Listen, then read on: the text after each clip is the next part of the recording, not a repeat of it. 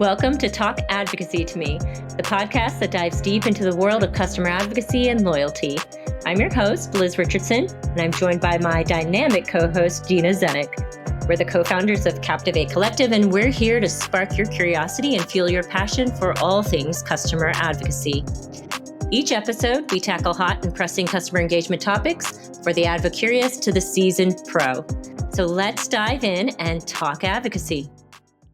Hello, everyone. Welcome to another episode of Talk Advocacy to Me. I'm Bianca del Vecchio, Managing Consultant here at Captivate Collective, and I'm joined by Liz Richardson today. And we also have a very special guest, Lisa Nakano, joining us.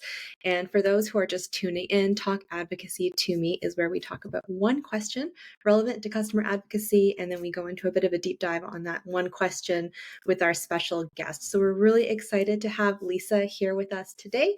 She is an advisor to B2B Customer Engagement Leaders about all things post-sale. And Lisa brings her experience as a practitioner, an industry analyst, and an independent consultant to her focus on customer experience, customer marketing, and customer success. So Lisa, thank you very much for joining us today. Thank you so much for having me. I'm excited to be here. That's awesome. And thank you for doing the intro, Bianca. That was lovely. I'm so excited to jump into this topic about, what is voice of customer? Am I supposed to be thinking about this as a customer advocacy or customer marketing leader and practitioner? Why are all the leaders talking about it? Am I behind the game? How should I be doing it, et cetera? So Lisa, we're really excited to have you jump on this call and bring some of your expertise on both sides of the house to this conversation. Do you want to add anything at all? I know Bianca gave some of the background, but specifically around advocacy and voice of customer, what would you like to call out about your experience? Yeah, it is interesting. I've been doing this kind of work that we now call customer marketing that used to be part of the whole customer experience umbrella back in the day before customer marketing became a thing. And I'm going to really date myself here, before customer success was even a thing. So the whole focus on post-sale has, as you all know, really taken off. Often these efforts began with some kind of advocacy, and it could have been a simple customer reference program. I mean, that's kind of what people started to work on from the marketing side of the house. And then from the classic customer experience remit, if you will, it often started with voice of the customer. And it could be super simple survey programs. People were doing CSAT for their customer support or transactional stuff, NPS for their relationship stuff, and everybody's just kind of cooking along in their own world. And over time, customer success evolves and customer marketing evolves. And all of a sudden, there's a lot of, let's go glass half full, people all wanting to do the right thing. Or if you're not feeling it, more land grabby, border skirmish kind of political nonsense that tends to happen. So people start to think about well, is references really a sales thing? And then advocacy is really a marketing thing. And then they start to split hairs. And what about voice of the customer?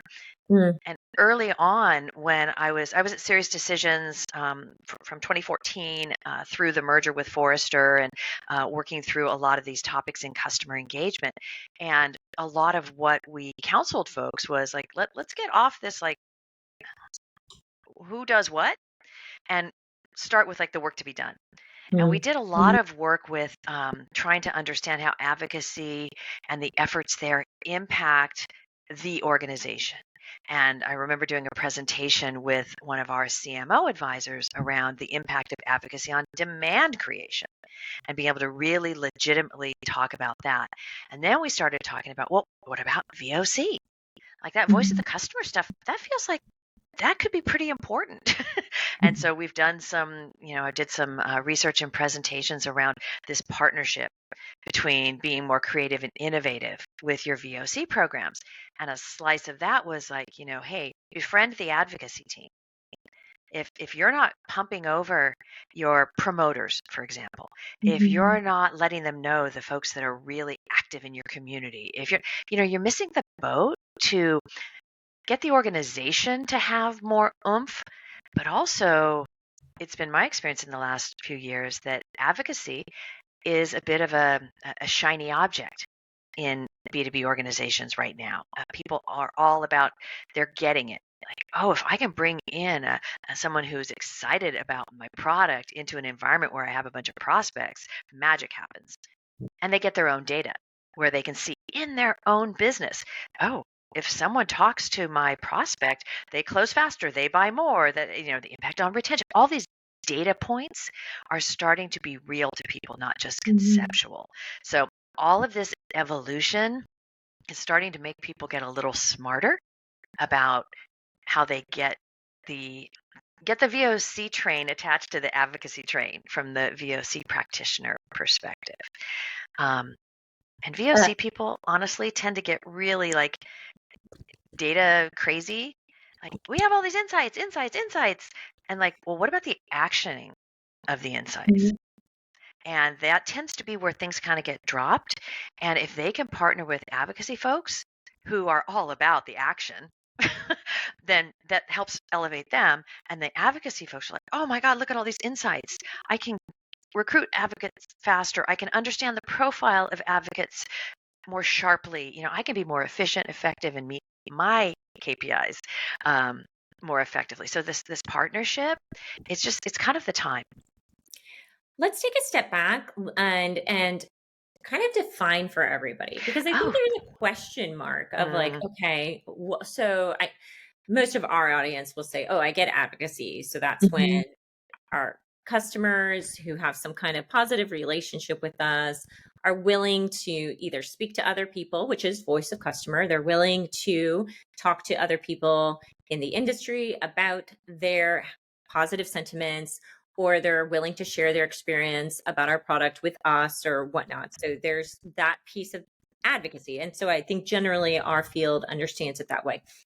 When we say voice of customer and maybe like a voice of customer function today, I think there's a lot of people who are like, well, what's the difference? Exactly. What lives under VOC as an umbrella versus like what lives here in my advocacy piece? And that's a great question. I think the simple stuff is the legacy VOC things, the surveying. Right? The establishing listening posts, and you'll hear people talk about, customer 360 on the insights side of the house. So really just trying to get customers to talk to you, right? To tell you what's good, what's bad, what's working, be part of your innovation engine, right? Sometimes it's a product-y kind of thing that people are trying to get.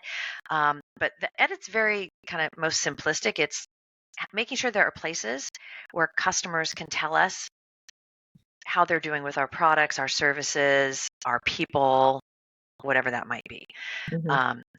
Then we start to get into that Venn diagram confusion that you're probably talking about. Yes. Okay, well, communities talk to us a lot. Is that VOC or is that advocacy?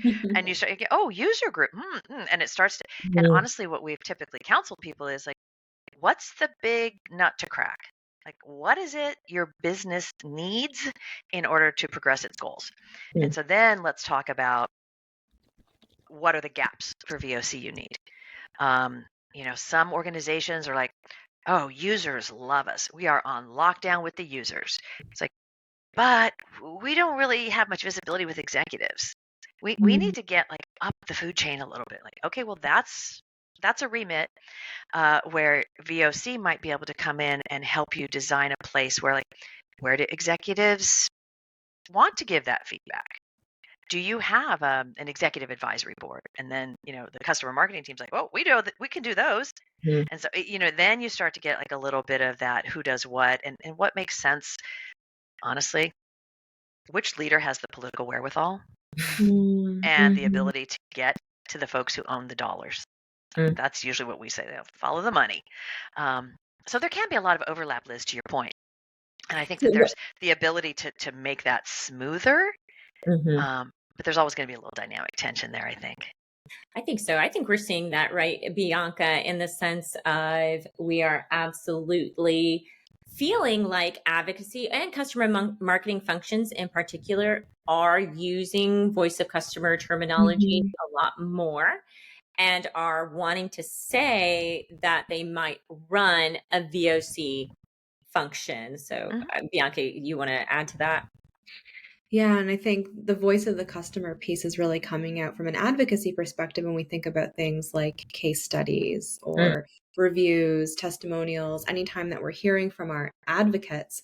But Lisa, I'd love to hear from you on the main difference there, maybe being that from an advocacy perspective, we are frequently hearing from promoters, whereas customer voice, would you say, spans, a broader customer base of maybe the feedback is not always positive, and of course there's value in that too. Oh, absolutely. And there's probably, so it's such an interesting point you bring up because people in that VOC world tend to provide these insights or whatever else, and the organization tends to glom onto the detractors. Like, how do we have fewer detractors? Like, they want to Right. fix the detractors. And okay, fine, I get that. But are you really understanding that maybe you have a neutral problem? You have way too much neutral going on. And what you want to do is bump those people up. Like, how do we like improve our performance just enough to start moving those people into a happier place, which would then give you a bigger pool for advocacy. But it is an interesting dynamic that you mentioned. I think that for VOC feeding into the advocacy team, they could also give you a history of these folks that you're thinking about. Like before, let's say you make a commitment to some KPI, it would be helpful to talk to the VOC team and say, do I really have that big a pool of folks who are satisfied or promoters, or what's the gotcha for this account, this persona, this like what's going on here that you guys can give me some input before I go out on that thin branch to commit to some things that just might not be possible with our customer base in our current state. So I think there's some internal joy and happiness and avoiding speed bumps and things you could do when you work together. Lisa, you keep saying the VOC team, so I just want to what does that mean? So do most organizations, I guess that will be a question. How many organizations have like a VOC team? And if not, or we'll say that function obviously lives somewhere, where do we typically see it live? And I know you and I have talked about this, but I'm going to let you dive into, where does it typically live? Is it usually its own function? And if not, how does it operate? It's an interesting evolution. In smaller companies, it's usually bundled in with a whole bunch of other stuff, right? Like, oh, we need a customer experience function. And then that is a total pick your own adventure in terms of what's going to be in that. Often it includes some kind of surveying. It could start with somebody on the board of directors of a company comes in and says, like, we need to do this NPS thing. And people will go, oh, we do? Okay. And so suddenly you're doing the NPS thing, which is the kind of a kernel of a VOC program. Often the support or services organization is doing surveying around those transactions. And yes, it can be. We try to talk about it. I have historically tried to talk about it as not so much a function as a capability. Right? You need to have that capability. Now, where should it sit in your organization? Let's unpack that a little bit. Like, what do you have? What do you need? That kind of thing. But somebody needs to be listening to customers. Somebody needs to be acting on the things. And that tends to be a VOC capability of some sort. Bigger companies will have this voice of the customer either in a distributed model, so there might be someone who heads it, and then they've got little, folks across, or it can be kind of a COE, right? Kind of a center of excellence where they do all that VOC stuff, and the other parts of the organization are their customers. Right? So then they kind of parse it out. We see it lots of different ways, and it tends to come and go depending on the executive in charge of the things in terms of what they like and what they've seen work in their previous lives. But yeah, I think a capability more than a function. So it was a good catch there, Liz. But yeah, you see job postings for, vice presidents of customer engagement, and one of the first bullets will be VOC. Lifecycle marketing, right? That whole lifecycle marketing thing now is becoming much more legitimate. We're post-sale, looking like the demand marketing, but it's for existing customers, customer marketing customer lifecycle marketing versus growth marketing, which is kind of the new buzzy for demand. And so you're starting to see the partnership there where people are coming up to be legitimately, even peers with demand. Then marketing will likely have VOC. When that's not the case in these smaller companies where customer success is kind of the center of gravity, they often have grabbed VOC. Yeah. And I think we see that because we'll often see NPS owned by the customer success team, or who is sitting closest to the customer on a day-to-day basis is honestly how I feel like the question is answered sometimes. So if I'm the one listening to the customer the most on a day-to-day basis, it makes sense that I might argue that I have the best ear to hear the customer. But like you said, okay, VOC really happens across all the different interactions with the different team members and channels that are part of being and experiencing you as a vendor. So I would imagine then, there are challenges. We know there's challenges, right? Because how do you get a good view of this if you are a small company and you don't have someone like organized up here looking at that? What are some of the challenges that are then created that we see of, okay, I own NPS, I own CSAT for support tickets, I own CSAT for service interactions, etc. What would be some of the challenges with that? And then how would you even begin to start rectifying that? And that's I've kind of a two-part answer. So I'm not super comfortable with an organization that's super close to the customer owning the feedback and the VOC. And I'll tell you why.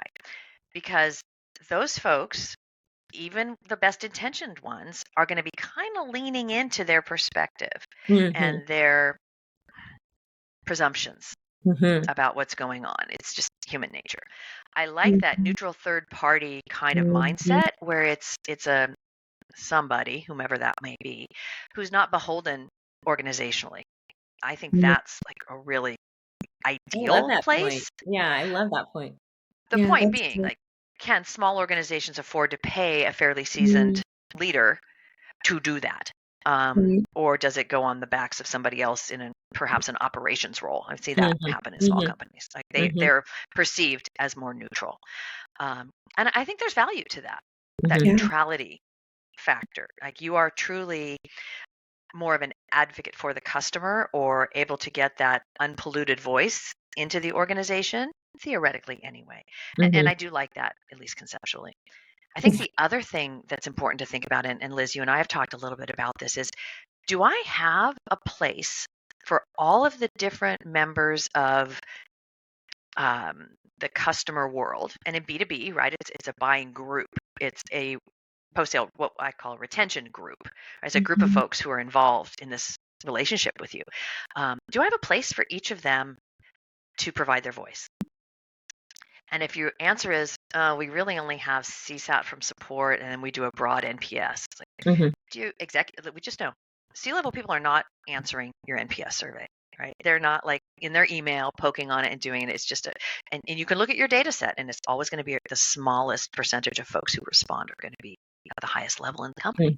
All right, so where do they want to give you that feedback? So then you have to kind of like sit back and figure out in your own universe, and maybe it's a simple 2x2. Like, do we have the vehicle and are we getting that? And, like, let's work on the places where we're missing some possibility for folks to give us that voice. Okay, well then where would we be getting that? And so it start to kind of click it down in a bit of a decision tree about where these opportunities, these capabilities should sit. And if they clump all together, like, yeah, marketing's best suited to get 8 out of these 10 things. Okay, well then maybe we put it there. So you just kind of be smart about what you have, what you're missing, what you need, and prioritize it and start playing with it. Honestly, like sometimes I've run programs where I started out working in marketing. I then reported directly to like a CEO, and I was like, well, actually, that's not, you're not really getting the attention you need. So, okay, this should really go to a COO. Like, so, you move it around as you Mhm, start to get mhm. sharper and better with where these kind of capabilities should live. Mm. Yeah. That's the non-answer answer to your question. No, I love it. I love that idea of neutrality. Theoretically, like you said, Lisa, because then there's also been times where, like, I've sat with CS at times, I've sat with marketing at times, and like, Hmm. you Yeah. just feel like product isn't hearing you, even when you bring back the voice of the Yeah. customer, and they're doing something, and you're like, no, I promise you, this is not what that is not what they need right now. This is what they're saying. So in some ways, yes, you do feel like you can speak sometimes on behalf of the customer, but I love that third party, like, let me be the third party and have all the listening inputs, let me bring Hmm. all of those together, and to the best of our ability with data, we can start making decisions along that. And I think that brings up a good point and a good transition into, as we think about advocacy, Bianca, your point was like, oh yeah, we have a really biased voice of the customer Yes. team, because one, are the people we interact with tend to be quite engaged already with the Mhm. organization. So Yeah. generally they've had a fairly positive experience. Secondly, we do intimately know or are acquainted with many of our advocates, and therefore have a different view and experience with them. So I just thought that was like a really good point. Like, we do have voice of the customer, absolutely, but it is a very small segment in many instances of that voice of the customer. Do you agree, Bianca? Yeah, absolutely. I think that piece, Lisa, on the bias being something we need to try and actively work against when we're doing this type of work. I know we talk about it. We've talked about it recently in one of our newsletters around how can we remove bias when we're doing research, when we're building customer programs, and we're talking about what do the customers actually Mhm. want out of this partnership, this collaboration. And I think when we're talking about voice of the customer, it makes so much sense to have that third party perspective coming in. And I also think what you had said about um, giving your customers, giving every customer within that audience an opportunity to give feedback at different points where it's not all just CSAT. They have one opportunity to provide feedback. I think that also gives you the opportunity to collect that feedback at points in time where, again, you're not leaning into that bias. Is it a good moment to ask them, are they really happy? Are we not going to capture maybe some constructive feedback at a different point of their journey where they may be telling us something really important that we need to take to the product team, to the CS team, by building in those different touch points? I think that's really valuable feedback. Mhm. And it's an So, interesting thing that you mentioned about timing, mhm, um, because a lot of the data that VOC practitioners will um, be able to provide is sometimes along the lines of people seem to be very happy in their first 90 days, and then there's a trough, or vice versa, right. right? They really struggle, but once they get past this magical time, then their data, their scores, their interaction, however you measure it, is much better. So if you could just get people to, 5 months, they'll retain at a higher rate. And that gives you a lot of, okay, well, I'm obviously not going to go fishing for advocates until they've been here at least 5 or 6 months. So you get all these little data points Yeah, from the absolutely. kind of cohort analysis that Mm, VOC people are doing versus in advocacy, you are getting so much like rich, interesting, fascinating data, information. But how do you translate that into data? How do you quantify that into something that you can say to the CFO? Our data indicates that. That's where the VOC people maybe can give you a little extra oomph in your credibility too. So as we think about advocacy and that segment, right? So we can mhm, all agree advocacy, um, maybe customer marketing is a bigger swath that we're talking about. When we're looking at advocates, and I have, like you said, there's just a lot of overlap, right? If I have a community, if I'm a community manager, I own or I Yeah, yeah. facilitate a piece of the voice of the customer with that specific audience. If I own multiple customer engagement programs, I facilitate the voice of the customer of those specific audiences as well, which tend to be key audiences for the Sure. organization. So, what do you feel like specifically, Lisa, the customer advocacy program owners should be looking for as far as bringing VOC of those specific groups more visible and internally to the organization? What do you think maybe we're not doing as well at this time when it connects to the voice of the customer? Yeah, that's a great question. I think that there's one thing that VOC folks do early on if you're establishing a program is to do an audit. Like, where Mhm. are all the secret hidden programs that people are like guarding, or they're getting VOC, or they're, does product have like a little product advisory group, the people they tap into for new releases or ideas, and they don't, they kind of keep it hidden behind the curtain. It's that going around and finding all those different places where they're getting voice of the customer or feedback or input that may not be visible. And I Mhm. think for advocacy folks, similar exercise, like, where's the feedback hiding that I could Mhm. be leveraging? And we always talk about like trying to get feedback back to the product team. I've seen some product teams be the impetus for VOC, where they're Mhm. like, oh, nobody's doing it. Oh, yeah, we're going to do this because we want to get at these people. And that's well intentioned. I'm not necessarily opposed to that. I don't think that's necessarily their sweet spot of skills, but okay, let it roll where it needs to go. So I think that that's part of with advocacy is really understanding where these little pockets of Mhm. joy and happiness and engagement are that are kind of hidden from you. Mhm. Let's just say it, unintentionally hidden from you, right? Mhm. And we've all been there with salespeople going, oh, no, no, no, leave them alone. Don't talk to these people, like, because they're using them. So it's kind of that same mindset in other parts of the org that you have to bring that skill set of, no, I will give them proper care and feeding. You know, let us talk to them and they will have a wonderful experience because this is what we do. Mhm. um, so I think there's some opportunity there for even more alignment across Well, functions. and maybe some training as well from people who are experienced at looking for that voice of customer, pulling Mm. it out, knowing what Mm, content format it should take, knowing how we could use some of what we're hearing and bringing it back to the organization or integrating it into the voice of customer reporting that's already being done. I think, right, with customer marketers or even advocacy professionals, you do have a lot of like plates in the air. You're not just oh focusing yeah, like, okay, how do I bring voice of customer into the organization? I'm thinking, Mhm. how can I make these customers happy? How can I create a great experience for them? How can I get these stories published? How can I get those referrals in? There's just a lot to know. You're trying to be an expert in third party reviews. You're trying to be an expert in references. There's just a lot that you are trying to cover, especially at a small organization.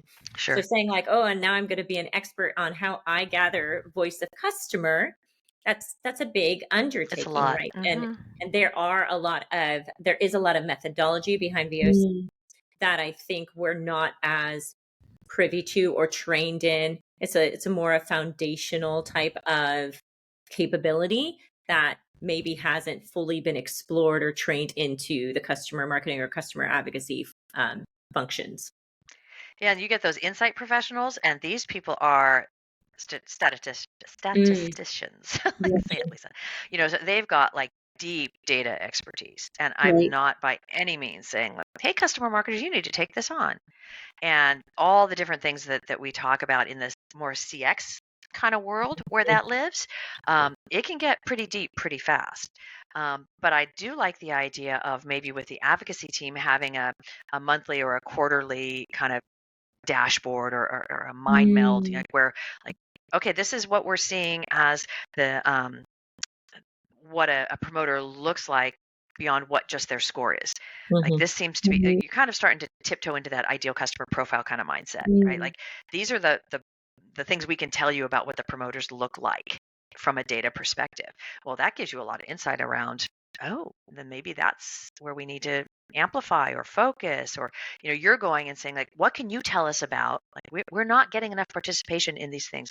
What can you Mhm. tell us about this cohort of customers from a data perspective, from a VOC perspective, that Mhm. might help us be more efficient and effective in growing that thing, be it a user group, a community, reviewers, whatever that might be.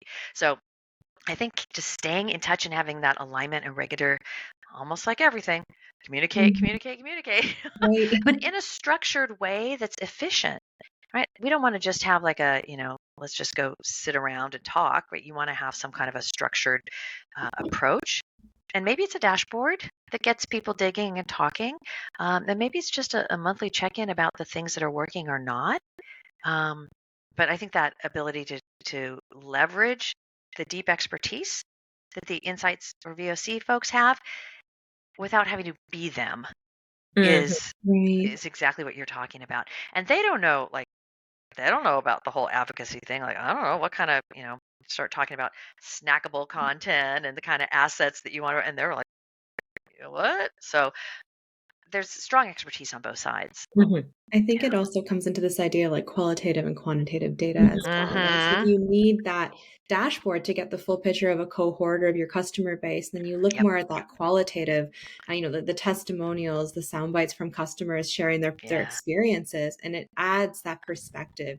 Both are really adding the context to paint that full picture. That's Mhm. such a great point, Bianca, because I've done so many executive presentations on this is Mhm. what our customers are saying.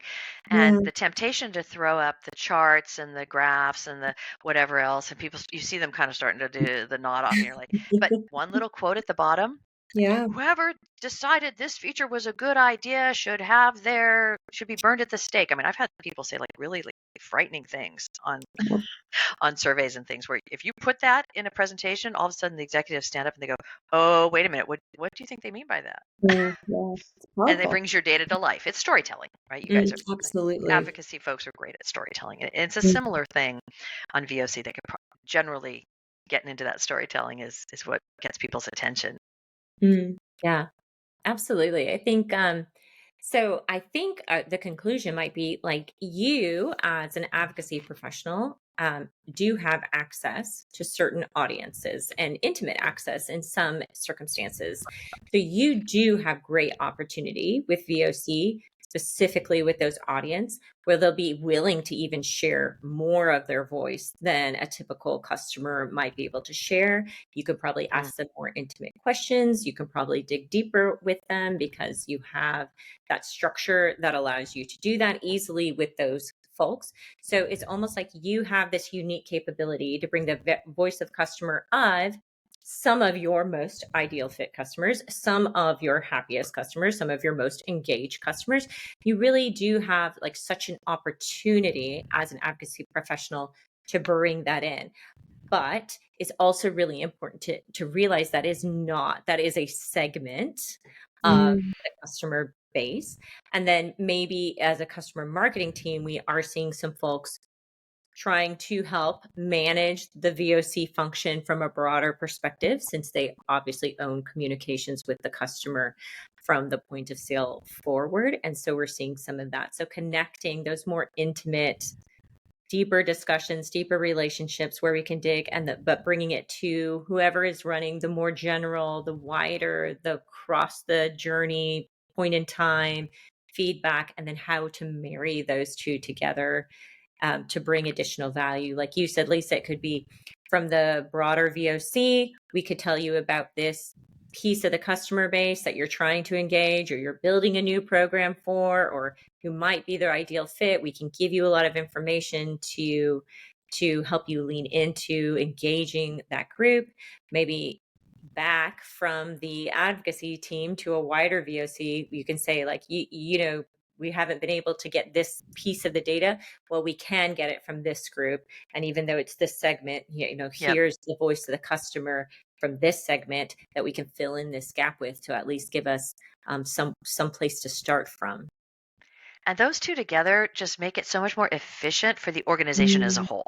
Mhm. Right, to help meet those big, broad, and if we step back, and we always want to make sure, of course, VOC folks, advocacy folks, that the work you're doing has a clear tie to the corporate imperative, right? You don't want to just be doing stuff to do stuff. So to Right. make sure that you've got those two things aligned, Mhm. they're going to be Mhm. like much more, 1 + 1 = 3 kind of an Mhm. impact at the corporate level too, which is wonderful, for all concerned.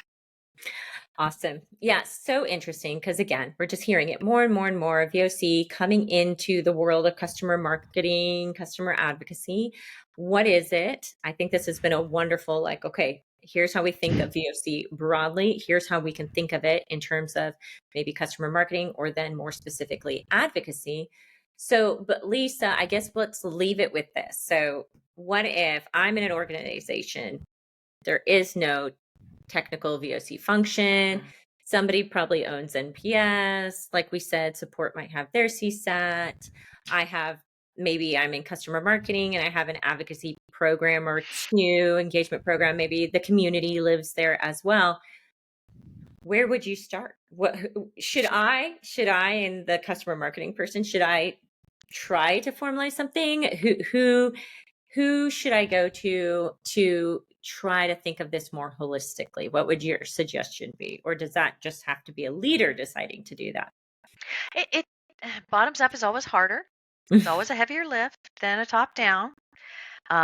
Executive sponsorship and support for all of these efforts is very make or break. That said, I think that even going to the folks who are gathering this customer feedback and at least making sure really basic stuff like, oh, you run NPS? Could you make sure that you're feeding promoters over to us as our possible pool? And that's kind of a first step, and a lot of organizations may already be doing that, but that's a kind of a basic thing where your VOC people will be like, oh, kind of getting, I'm helping, right? Like this is a thing, like people are using my data for real business outcomes. I think that that's something that starts to, and then the juices start to flow. Well, what else could we do? Well, we happen to know what the drivers of loyalty are. Like, does that help you at all?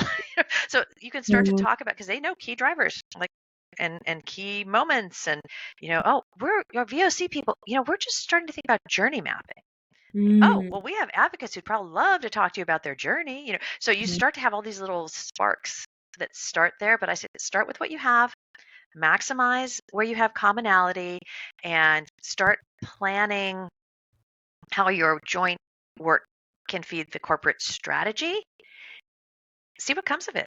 Right? You might find the opportunity to bring in, well, I've worked with these customer success guys on this thing before. Well, let's bring them in and see where we might be able to help each other on that. It has to kind of get a little momentum going. So I said, start with the basics, start with some, I actually really do not like the term quick wins, but you get what I'm going like with that. Quick wins and low hanging fruit, that make me kind of crazy, those terms, but get going with what you've got and grow from there. We like a good quick win. Lisa, thank you so much. I think this has been a great primer, setting the stage as we hear more and more about voice of customer in the customer marketing and advocacy world. Lisa obviously has a lot of experience in this, so we always say feel free to link to Lisa. I'm sure she would be happy to add you to her LinkedIn community. You bet. And answer any further questions that you have. But Lisa, thank you so much for coming on with us. We're delighted to have you. Thanks, guys. I love your LinkedIn Live. All right. Bye, everyone. Bye, everyone. Thanks for joining. Take care.